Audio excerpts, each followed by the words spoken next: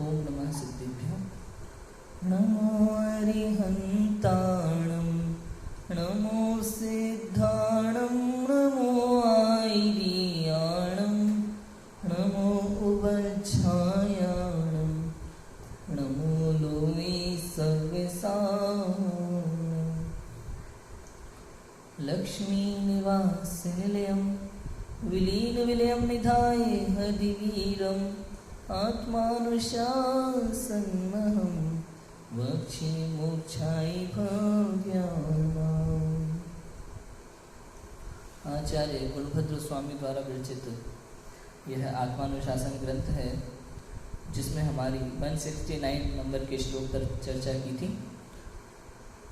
निर्ग्रंथ मुनिराज और उनकी महिमा तथा मुनि अवस्था धारण करने वाले व्यक्ति यदि कोई दोष लगाएं उसमें, तो वे पापी हैं और निंदा के योग्य हैं, ऐसी बात अभी तक हमने देखी थी। अब यहाँ से प्रकरण चेंज है। मुनिराजों के विषय में बात करने के बाद यहाँ शास्त्राभ्यास की प्रेरणा दी जाती है। शास्त्राभ्यास की प्रेरणा देते हुए आचार्य देव 170 नंबर का श्लोक लिखते हैं और कहते हैं कि मन को रोकने से आत्मा की रक्षा होती है और राग आदि का नाश होता है। अतः ऐसा कार्य करना चाहिए जिससे मन रुके। यह बात आगामी छंद में कहते हैं। मन को रोकना आवश्यक है। मन बहुत चंचल है, संसार में भटकता है, तरह तरह की बातें सोचता है, मंदिर में भी शांत नहीं रहता, दुनिया भर के विकल्प इसमें आते रहते हैं। तो इस मन रूपी बंदर को कैसे शांत किया जाए? इस बंदर है ना, उछल कूद करना उसका काम है दिन भर। ऐसे ये मन है, दिन भर विकल्पों में लगा रहता है। ये सोचेगा, वो सोचेगा, कोई बिना मतलब की बात नहीं होगी तो भी सोचेगा, कुछ मतलब ही नहीं है। कुछ नहीं तो टीवी देखते देखते, सीरियल देखते देखते, ओ ये ऐसा क्या हुआ, इसके बाद ये होगा या ये होगा, उसका कोई लेना देना नहीं है। कुछ भी हो उससे हमारा कोई मतलब नहीं है, कोई प्रयोजन नहीं है। लेकिन फिर भी मन में विकल्प उठते हैं और सुख दुख जैसी प्रक्रिया भी लगने लगती है ना। हास्य और शोक कषाय उत्पन्न होती है, ये सब होता है। इस मन को वश में कैसे करें, इस मन को कैसे रोकना चाहिए, ये बात आगामी छंद में कहते हैं। पढ़ते हैं, देखो शिखरणी छंद है। अनेकांतात्मार्थ प्रसव फल भाराति विनति वचः पर्णाकीर्णे विपुल नैशाखा शतयुते समुत्तुंगी सम्यक् प्रततमति मूले प्रतिदिनं श्रुतस्कन्धे धीमान् रमयतु मनोमल्कटिममुम्। अनेकात्मय अर्थ पुष्प फल के प्रभार से हुए विनम्र वचन रूप पत्तों से शोभित विस्तृत नई शाखा संयुक्त उन्नत और सम्यक विस्तृत मत ज्ञान मूल पर स्थिर श्रुत ज्ञान मन मरकट को नित्य रमाओ नित्य प्रतिदिन है बुद्धिमान। कहते हैं कि बुद्धिमान पुरुषों को इस मन रूपी बंदर को सदाकाल प्रतिदिन शास्त्र रूपी वृक्ष में रमाना चाहिए। यह शास्त्र रूपी वृक्ष अनेकांतमय पदार्थ रूपी फूलों और फलों के भार से नम्रीभूत है, वचन रूपी पत्तों से व्याप्त है, नए रूपी सैकड़ों विशाल शाखाओं से युक्त है, अत्यंत ऊंचा है और विस्तृत मति ज्ञान इसकी जड़ है। देखो, बुद्धि की बात है, शास्त्र की बात है। शास्त्र कैसे होते हैं? शास्त्र एक वृक्ष के समान है। वृक्ष, उसमें अनेकांतमय पदार्थ रूपी फूल है, वस्तु का स्वरूप। अनेकांत मतलब क्या होता है? वस्तु का स्वरूप। अनेक अंत है जिसमें, अनेक अंत है जिसमें वह अनेकांत है। यहाँ अंत शब्द का अर्थ है धर्म, शक्तियाँ, धर्म, शक्तियाँ, गुण, ये अनेक है जिसमें। इसका अर्थ समझिए तो जैसे एक ही वस्तु में अस्तित्व नास्तित्व रूपी धर्म है, एक ही वस्तु में एक भी है अनेक भी है, ऐसा धर्म है। मूर्तत्व अमूर्तत्व का धर्म है। तो इस तरह से एक ही वस्तु में अनेक धर्मों की व्याप्ति होना, इसे कहते हैं अनेकांत। और स्यादवाद होता है एक, स्यात् माने होता है किसी अपेक्षा से, वाद माने होता है कहना, बोलना। तो स्याद्वाद इस अनेकांत के साथ लगता है।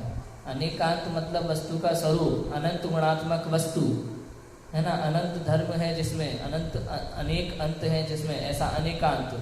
अब वो वस्तु है, कोई भी वस्तु अपन ने उठाई, ये एक वस्तु है, इसमें स्पर्श है, रस है, गंध है, वर्ण है ना, अनेक गुण है इसमें। अब अपेक्षा लगाई जाएगी, किस अपेक्षा से क्या है कि अगर वर्ण की अपेक्षा से देखा जाए तो वाइट है, हाँ? ठोस है, स्पर्श की अपेक्षा से देखें तो ठोस है। ऐसे अगर बात करें तो उस अपेक्षा से देखा जाएगा। अब अस्तित्व और नास्तित्व दोनों इसमें है या नहीं है? दोनों है। कि अगर पुद्गल की अपेक्षा से देखा जाए तो ये सदा रहने वाला है, अस्तित्व है। और अगर पर्याय की अपेक्षा से देखा जाए, द्रव्य की अपेक्षा से देखा जाए तो सदा रहने वाला है, पुद्गल द्रव्य है। पर्याय की अपेक्षा से देखा जाए तो वर्तमान में ये पेपर वेट की पर्याय में है, कल पता नहीं किसी और चीज में हो सकता है, टूट गया तो 2 टुकड़ों में बट जाएगा। तो इस तरह से होता है। तो अलग अलग अपेक्षा से कथन करना किसी भी वस्तु का, वो स्याद्वाद है। ये होता है अनेकांत और स्याद्वाद। यहाँ तो कहते हैं कि ये शास्त्र रूपी एक वृक्ष है जो कि अनेकांतमय पदार्थ रूपी फूलों और फलों के भार से नम्रीभूत है। ठीक है, अनेक पदार्थ है जिसका वर्णन इस शास्त्र में आता है। वस्तु स्वरूप का वर्णन शास्त्र में क्या है? वस्तु स्वरूप की चर्चा। वचन रूपी पापों से व्याप्त है, वचन रूपी पत्तों से व्याप्त है।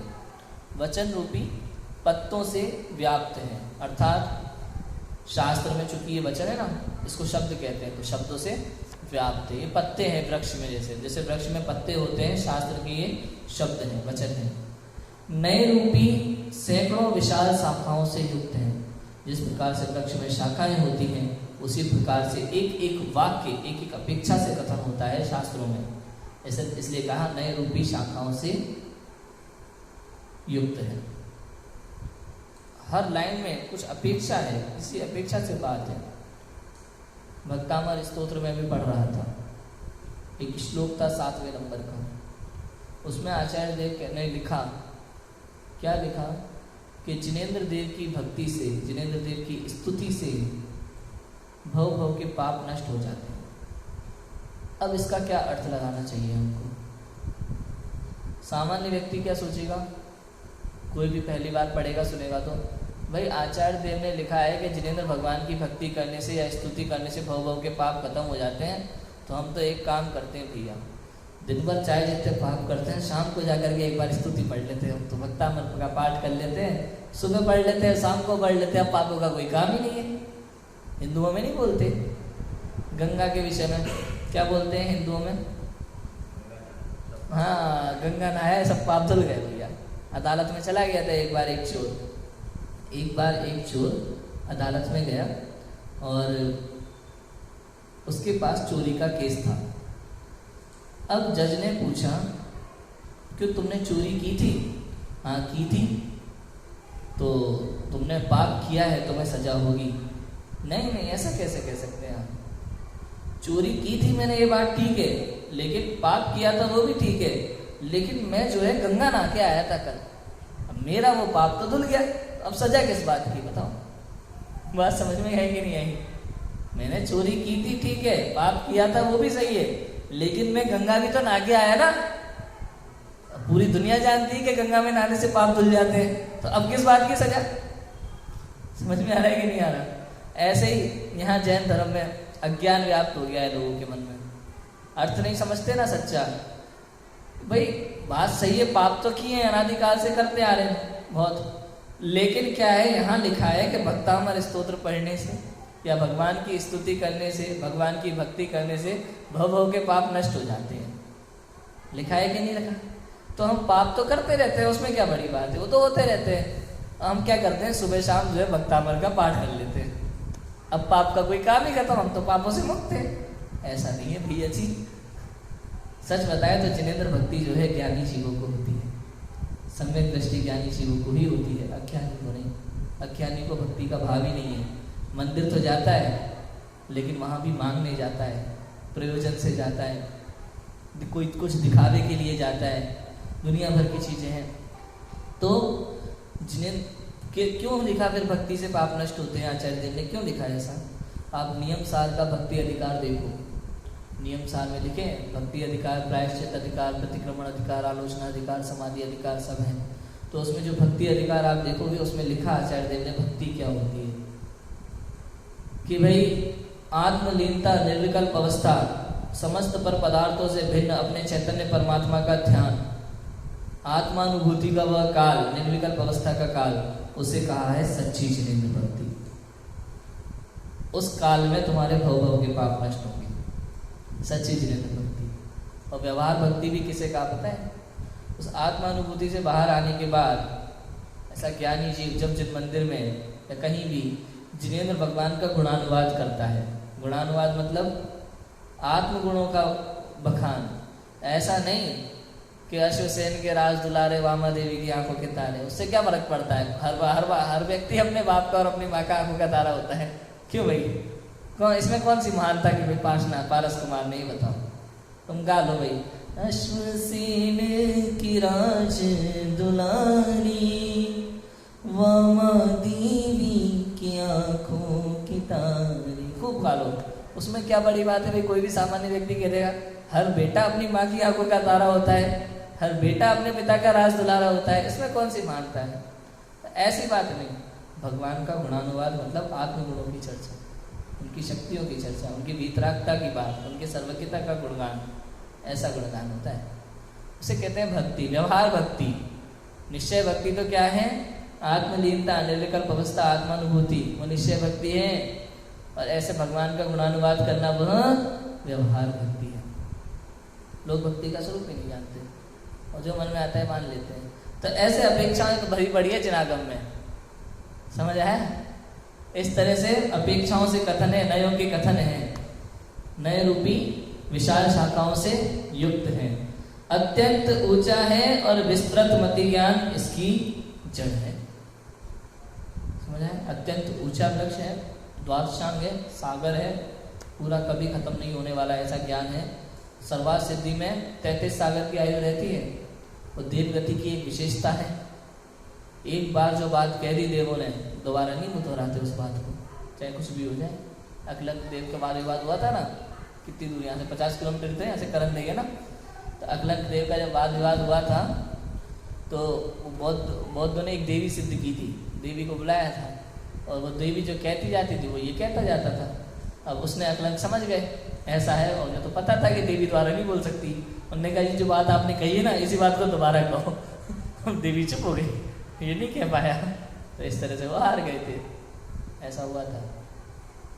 देव द्वारा नहीं बोलते। अब 33 सागर तक केवल सर्वार्थ सिद्धि के देव मात्र तत्व चर्चा करते हैं, दूसरा कोई कार्य नहीं करते, केवल तत्व चर्चा। पूरे 33 सागर तक लगे रहते हैं तत्व चर्चा में, लेकिन जिनवाणी खत्म नहीं होती, बात खत्म नहीं होती, एक बात दोबारा नहीं आती। 33 सागर तक तत्व चर्चा चलती है लेकिन बात खत्म नहीं होती। इतना बड़ा लंबा काल सोचा, समझ गए? उत्कृष्ट आयु है देवों की 33 सागर, ऐसा होता है। हाँ, सभी इंद्र मातो, सभी इंद्र मातो, सभी देव, हाँ सभी देव उत्कृष्ट हैं। हाँ, वहाँ उसका कोई काम नहीं है ऐसा इंद्र वगैरह का अलग से। सभी एक समान होते हैं सर्वार्थ सिद्धि के, और एक भवावतारी होते हैं। वहाँ से आएंगे, मनुष्य भाव धारण करेंगे, मनुष्य शरीर धारण करेंगे और मोक्ष जाएंगे उसी भाव से सीधे सर्वार्थ सिद्धि के लिए।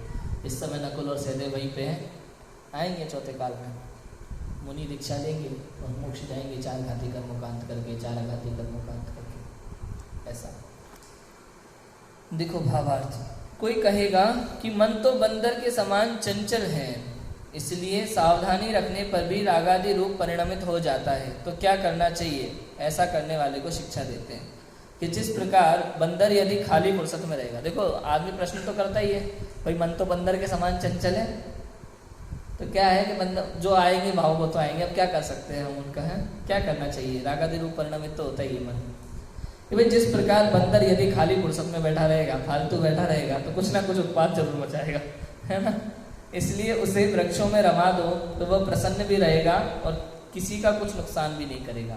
वृक्षों में खेलता है ना, वो प्रसन्न रहता है। अगर उसको खाली बैठ रहे हैं ना इधर उधर, उसको कोई जैसे वृक्ष काट लिया आपने, अगर मकानों पे इधर बैठा रहेगा तो उद्यम करेगा, कभी इसकी छत पे कभी उसकी छत पे।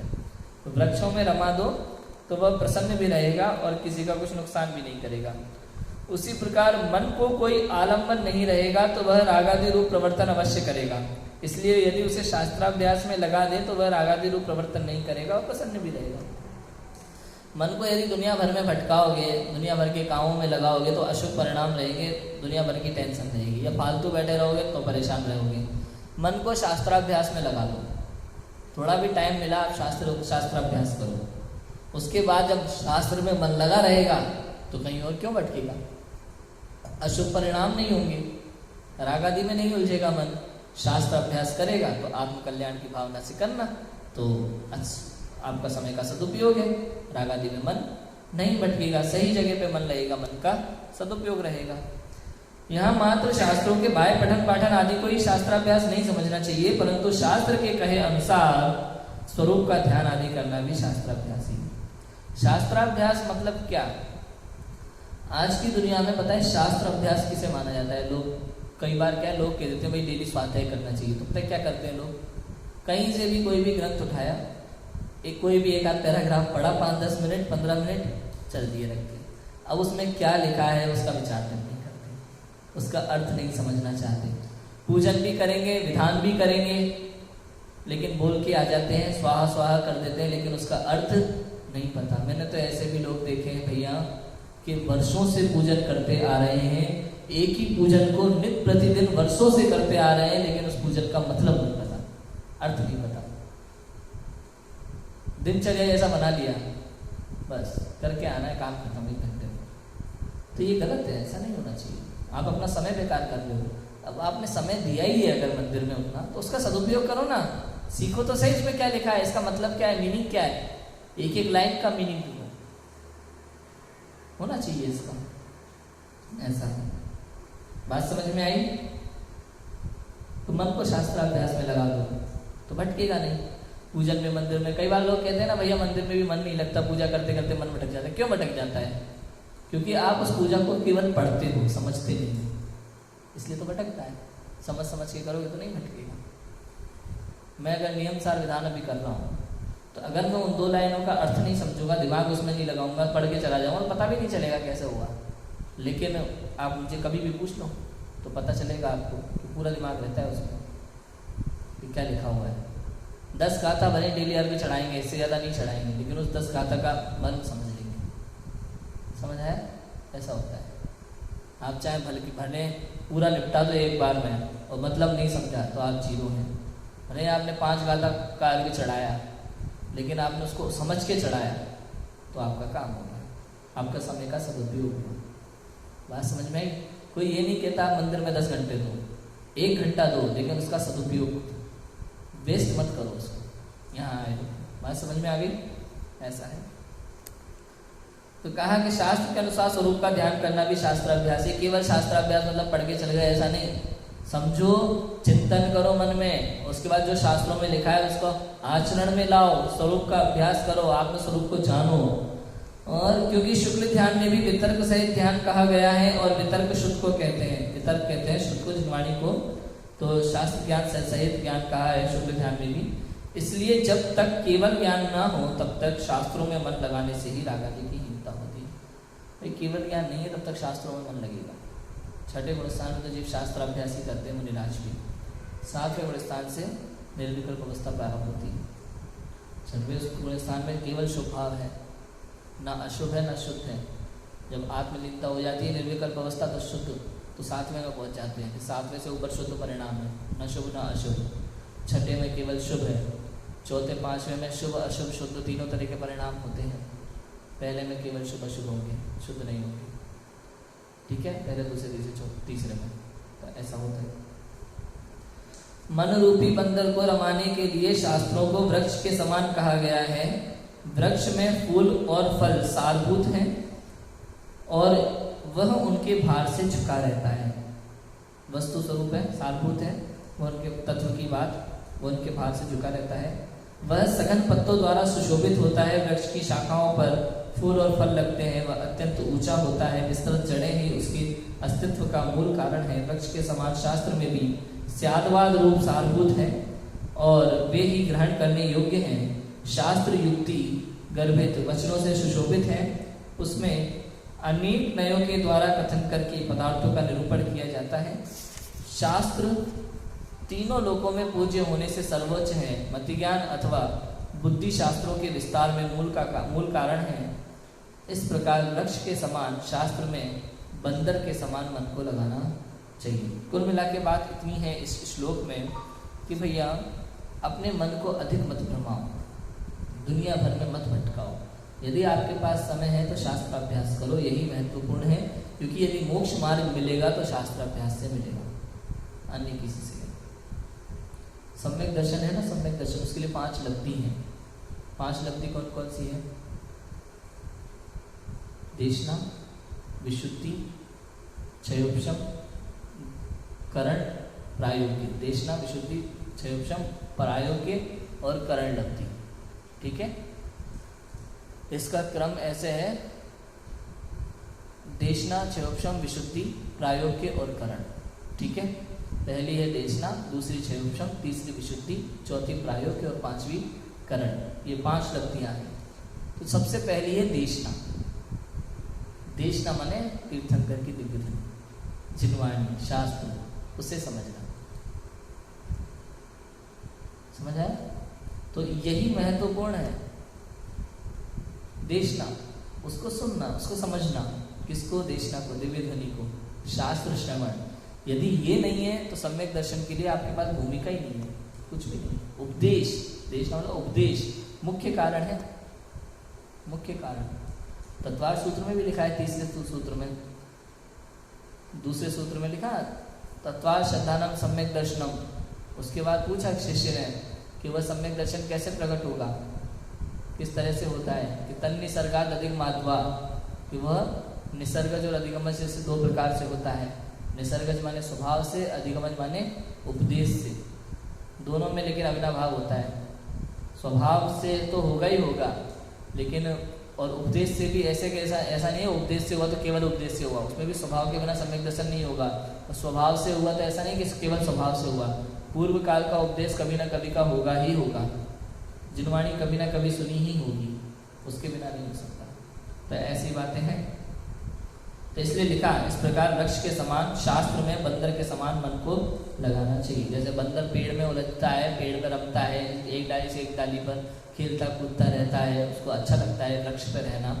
ऐसे ही हमें शास्त्र में मन लगाना चाहिए। कभी ये शास्त्र, कभी वो शास्त्र, और शब्दों को समझना चाहिए, उसका आनंद लेना चाहिए शब्दों का, और उसमें जो लिखा हुआ है वो अपने आचरण में लाना चाहिए, मन उसमें रमाना चाहिए। ऐसी बात यहाँ कही है। इसके आगे 171 नंबर का श्लोक है कि वस्तु का अनेकांतिक स्वरूप। छोटा सा श्लोक है, पढ़ लेते हैं कि शास्त्र रूपी वृक्ष में मन लगाने वाले जीव किस प्रकार तत्व की भावना भाते हैं। ये बात आगामी चरण में कहते हैं। शास्त्र रूपी वृक्ष में मन लगाने वाले जीव किस प्रकार तत्व की भावना भाते हैं, ये कहते हैं। पढ़ते हैं, तदेव तदत्तद्रूपं प्राप्नुवन् विरंस्यति इति विश्वमनाद्यन्तं चिन्तयेत् विश्ववित् सदा। तद्रूप धर्म और तद्रूपपन सहित वस्तु नहीं होती नाश। विश्व अनादि अनंत विश्वविद करते ऐसा नित्य विश्वास।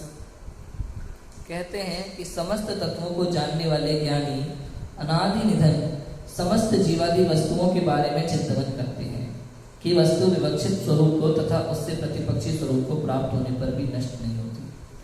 क्या होता है? वस्तु का अनेकांतिक स्वरूप है।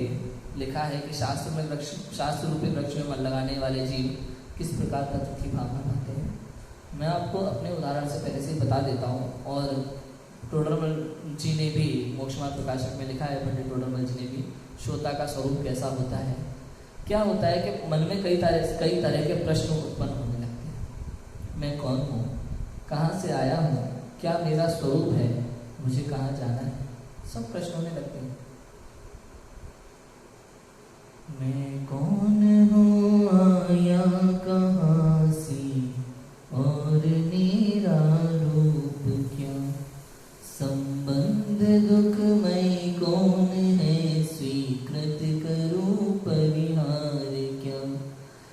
इसका विचार विवेक पूर्वक शांत होकर कीजिए, तो सर्व आत्मिक ज्ञान की सिद्धांत का रस पीजिए। यही महत्वपूर्ण है। ये है तत्व की भावना। इस प्रकार की भावना से शास्त्र पढ़ाया जाता है। तो मैं कौन हूँ, आया कहाँ से, सब जानने के लिए, संसार में क्या होता है, क्यों होता है, सूरज पूरब से ही क्यों उगता है, पश्चिम से क्यों नहीं उगता भैया, ये वृक्ष वगैरह अपने आप कैसे उत्पन्न हो जाते हैं, समय पर वर्षा कैसे होती है, ये सब प्रकृति में ये सारी व्यवस्था सुव्यवस्थित रूप से कैसे चलती है, ये सब कुछ प्रश्न है मन के। अब इन सब के उत्तर जानना होता है। तो समस्त तत्वों को जानने वाले ज्ञानी अनादि निरंतर समस्त जीवादि वस्तुओं के बारे में चिंतन करते हैं। समस्त जीवादि वस्तुओं के बारे में चिंतन करते हैं, भाई कैसे क्या हो रहा है, इसे कुछ क्या है स्वरूप, आखिर चक्कर क्या चल रहा है संसार में। तो उस तरह का प्रश्न। वस्तु विवक्षित स्वरूप को तथा उससे प्रतिपक्षी स्वरूप को प्राप्त होने पर भी नष्ट नहीं होती। अभी जो वस्तु का स्वरूप है वर्तमान में जिसकी अपन चर्चा कर रहे हैं, वो दूसरे स्वरूप में चल जाए तो भी नष्ट नहीं होती। क्यों भाई, सोना है, अभी पायल के रूप में है, कल आपको चैन के रूप में भी मिल सकता है, फिर अंगूठी भी बन सकती है उसकी 2 दिन, हो सकता है कि नहीं हो सकता। तो ये कैसे नष्ट नहीं होता, तो ऐसा कैसे होता है। तो ये अभी देखो भावार्थ क्या लिखा है कि शास्त्राभ्यास करने वाले ज्ञानी केवल शब्दों और अलंकारों में ही मन को नहीं रमाते, वे वस्तु स्वरूप का चिंतन करते हैं। जीवादि वस्तुएं नित्य भी हैं, अनित्य भी हैं, सत्ता भी है, असत्ता भी है, अनेक भी है, एक भी है, और तत्स्वरूप भी है, अतत्स्वरूप भी है। इस प्रकार परस्पर विरुद्ध धर्म स्वरूप जीवादि वस्तुएं कभी नष्ट नहीं होती, सदा अपने स्वभाव रूप रहती हैं। अनादि निधन समस्त जीवादि पदार्थों का यही स्वरूप है। तत्वज्ञानी जीव शास्त्र द्वारा इस प्रकार चिंतन करते हैं। ऐसे चिंतन से उन्हें वस्तु स्वरूप हासिल होता है, जिससे सम्यक दर्शन आदि प्राप्त करके वे अपना कल्याण कर लेते हैं। देखो दुनिया में कई तरह की वस्तुएं हैं, एक ही वस्तु में अनेक धर्म है, समझ आया। परस्पर विरुद्ध धर्म भी होते हैं, नित्य अनित्य जैसे। अभी जीव है, जीव के विषय में अनेक लोगों की अनेक मान्यताएं होती हैं। भाई कुछ लोग कहते हैं जीव तो ऐसा है कि भाई जिंदगी है, मौज मस्ती करो आराम से, क्या दिक्कत है, अगला जन्म कुछ नहीं होता, यही स्वर्ग है यही नरक है, कोई स्वर्ग नरक नहीं होते, कोई अगला जन्म नहीं होता।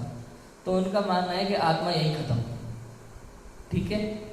तो इस तरह की मान्यता भी होती है। लेकिन जैन शास्त्र तो क्या कहता है कि आत्मा नित्य भी है और अनित्य भी है। कुछ लोग ऐसा मानते हैं कि आत्मा यही खत्म, कुछ लोग ऐसा मानते हैं कि कभी खत्म ही नहीं होता, आत्मा तो सदा रहता है। तो ऐसा भी नहीं कह सकते, क्यों, क्योंकि मरण तो होता है ना यहाँ पृथ्वी का। तो कहा जाता है जैन सिद्धांत के अनुसार स्याद्वाद रूपी वचनों से कि भैया द्रव्य अपेक्षा से आत्मा नित्य है, पर्याय अपेक्षा से अनित्य है। कि भाई बचपन का कोई व्यक्ति है, आप देखो बचपन का फोटो, तो बचपन का कुछ अलग दिखेगा, जवानी का अलग दिखेगा, बुढ़ापे में अलग दिखेगा, तो अलग अलग तो दिख रहे हैं। तो पर्याय का तो अंत होता है, बचपन गया तो जवानी आई, जवानी गया तो बुढ़ापा आया। लेकिन मनुष्य तो मनुष्य ही रहा, मनुष्य अपेक्षा से वो एक ही है। और देखा जाए तो किसी भाव में वो घोड़ा है, किसी भाव में हाथी है, किसी भाव में चींटी है, किसी भाव में मनुष्य है, किसी भाव में देव है, किसी भाव में नारकी है, लेकिन जीव तो एक ही है। तो पर्याय अपेक्षा से अनित्य है, पर्याय बदलती रहती हैं, क्षणभंगुर है, लेकिन जीव तो सदा नित्य रहता है। यदि द्रव्य अपेक्षा से देखें तो नित्य है, पर्याय अपेक्षा से देखें तो अनित्य है। इस प्रकार से कथन बदलते रहते हैं वस्तु स्वरूप में। ऐसे ही मूर्तिक भी है, अमूर्तिक भी है। तो कैसे, भाई वर्तमान में शरीर धारण किया हुआ है, आत्मा तो दिखाई नहीं देती, वो तो अमूर्तिक है ही। लेकिन चूंकि शरीर धारण है वर्तमान में, और मुझे देख करके ही लोग मुझसे बात करते हैं, शरीर को देख करके बात करते हैं, तो इस अपेक्षा से मूर्त भी है, आप उसे पूरी तरह से नकार नहीं सकते। तो इस तरह से हमारे यहाँ स्याद्वाद का कथन है, अपेक्षा का कथन है। समस्त संसार में अनेकांत और स्याद्वाद जैसा महान सिद्धांत केवल जैन दर्शन के पास है और किसी के पास नहीं। इसलिए समस्त संसार में धर्म के नाम पर झगड़े होते हैं, और जैन दर्शन में उन झगड़ों का समाधान होता है। समझ आया। एक व्यक्ति लड़ता है कि वो मेरे पापा है, एक कहता है नहीं वो तो मेरे चाचा है, नहीं वो पापा है, नहीं वो चाचा है, पापा है चाचा है, पापा है चाचा है। फिर उधर से आता है जैन बालक, भाई इसके पापा है, तेरे चाचा है। बात समझ में आ गई। इसकी अपेक्षा से वो पापा है क्योंकि ये उनका बेटा है, तेरे चाचा है क्योंकि तेरे पापा के बड़े, तेरे पापा के छोटे भाई है। तो बात खत्म हो गई कि नहीं हो गई? तो अपेक्षा लग जाए कि इसकी अपेक्षा से पापा हैं, तेरी अपेक्षा से चाचा है। एक ही व्यक्ति में पापा, चाचा, मामा, भैया, दादा, सब तरह के धर्म पाए जा सकते हैं, लेकिन अपेक्षाएं अलग अलग होती हैं। अभी इस तरह की बातें भी आगे आएंगी तो उनकी चर्चा अपन करेंगे। अभी की बात को विराम देते हैं। ओम नमः शिवाय।